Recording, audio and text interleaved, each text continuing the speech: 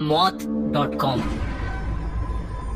रंजीत को उस रात ये पता नहीं था कि वो एक वेबसाइट उसकी जिंदगी हमेशा के लिए तबाह कर देगी। रंजीत जो 26 साल का था, गवर्नमेंट के साइबर सेल में काम करता था और वो ग्रीवियंस रिड्रेसल डिपार्टमेंट का सबसे होनहार एम्प्लॉय था। हर रात की तरह वो उस रात भी बैठा हुआ लोगों की कंप्लेंट्स चेक कर रहा था, जब एकदम से एक के बाद एक देश के अलग अलग हिस्सों से उसके सिस्टम पर कंप्लेंट्स आने लगी। जब उसने कंप्लेंट्स खोल के देखी तो सारी की सारी कंप्लेंट्स एक साइट को लेकर थी जिसका नाम था मौत.com, और सारी कंप्लेंट्स में यही लिखा था कि इस साइट ने हमें काफी नुकसान पहुंचाया है। रंजीत ऐसी स्पैम साइट्स और कंप्लेंट्स का आदी था, तो उसने उसे इग्नोर कर सीरियस कंप्लेंट्स पर फोकस करना शुरू कर दिया। वो अपना काम करता गया और कुछ दिनों में उस साइट को लेकर कंप्लेंट्स भी आना बंद हो गईं। लेकिन फिर एक रात कुछ ऐसा हुआ जिसने रंजीत की जिंदगी बदल दी। उस दिन उसे काम खत्म करते करते रात के 11 बज गए थे। वो जैसे ही अपना सिस्टम बंद करने वाला था कि तभी फिर से बहुत सारे मेल्स एकदम से आने लगे जिनमें उसी वेबसाइट के बारे में लिखा था। रंजीत ने परेशान होकर उस वेबसाइट मौत.com को इंस्पेक्ट करना शुरू कर दिया। मौत.com खोलते ही एक सफेद कलर के वेब पेज ने उसके कंप्यूटर की पूरी स्क्रीन को घेर लिया। रंजीत ने देखा कि उस सफेद वेब पेज पर एक टाइमर था जिस पर 2 दिन बाद की एक डेट लिखी हुई थी और जिसके नीचे लिखा था आपकी मौत का दिन।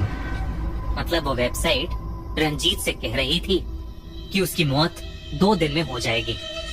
रंजीत को लगा कि ये किसी कॉलेज के बच्चे की शरारत है और उसने उस वेबसाइट को हमेशा के लिए बंद कर दिया और फिर वो अपना कंप्यूटर स्विच ऑफ करके अपने घर के लिए निकल गया। घर पहुंचते पहुंचते वो उस वेबसाइट के बारे में बिल्कुल भूल ही गया था। उस रात सोने से पहले रंजीत को भूख लगी तो वो सैंडविच बनाने के लिए किचन में चला गया। ब्रेड पर बटर लगाने के बाद वो टमाटर काट कर उसमें डालने लगा। वो चाकू से टमाटर काट ही रहा था कि तभी पता नहीं एकदम से उसे ऐसा लगा कि जैसे उसके हाथ पर उसका कंट्रोल ही नहीं है और उसने चाकू से टमाटर की जगह खुद की उंगली काट ली। दर्द के मारे रंजीत के हाथ से वो चाकू छूटकर नीचे गिर गया। उसने फटाफट अपनी उंगली पर पट्टी लगाई और पेन किलर खाकर सो गया। हालांकि हल्की फुल्की चाकू से चोट तो उसे पहले भी लगी थी, पर ऐसे अपने हाथ का कंट्रोल एकदम से खोना ये उसके साथ पहली बार हो रहा था। अगली सुबह वो अपने फोन पर ढेर सारी पॉपअप नोटिफिकेशंस की आवाजों से उठा। उसने जब अपना फोन चेक किया तो उस पर बहुत सारे अनरेड मैसेजेस थे। उसने जैसे ही उन मैसेजेस को देखने के लिए अपना फोन अनलॉक किया तो उसकी मोबाइल स्क्रीन वाइट हो गई और उस पर लिखा था आपकी मौत में अब 1 दिन बाकी है।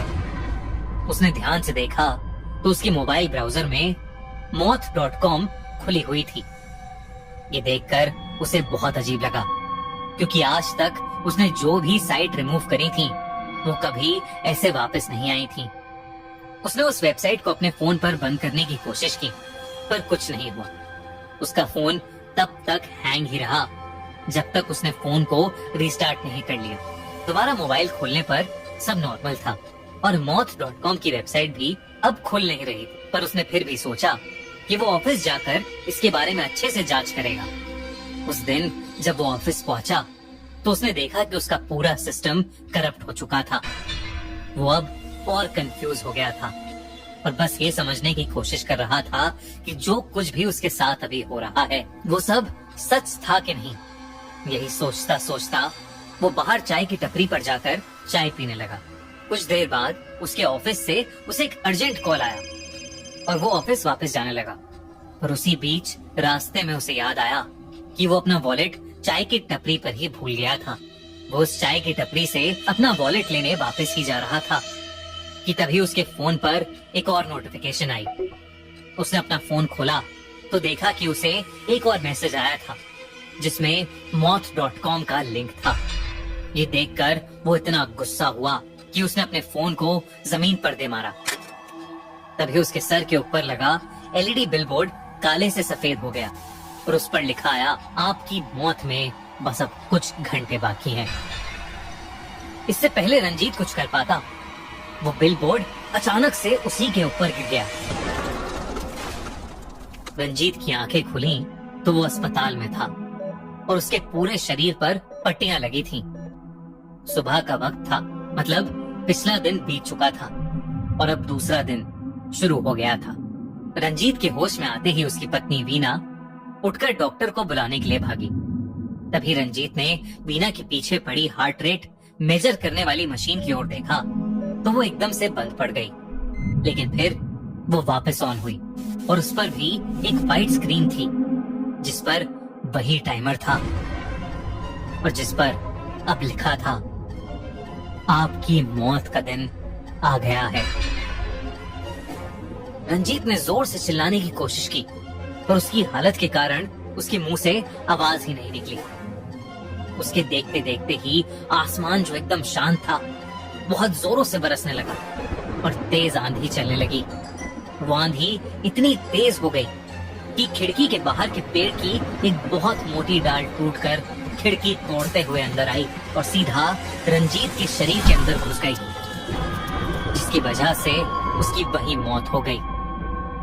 खिड़की टूटने के शोर से वीना और बाकी डॉक्टर्स जब वहां आए तो रंजीत की लाश उस हालत में देखकर सबके पसीने छूट गए।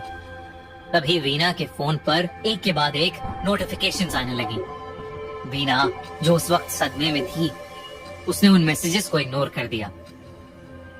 रंजीत के अंतिम संस्कार के बाद एक दिन वो बैठी रंजीत का मोबाइल देख रही थी तो उसने देखा कि रंजीत के फोन में उस दिन के बहुत से मैसेजेस पड़े हैं और सभी मैसेजेस में एक ही वेबसाइट का लिंक था, मौत.com। वही वेबसाइट जिसे रंजीत कभी बंद नहीं कर सका। लेकिन कुछ टाइम के बाद वो वेबसाइट हमेशा के लिए बंद हो गई।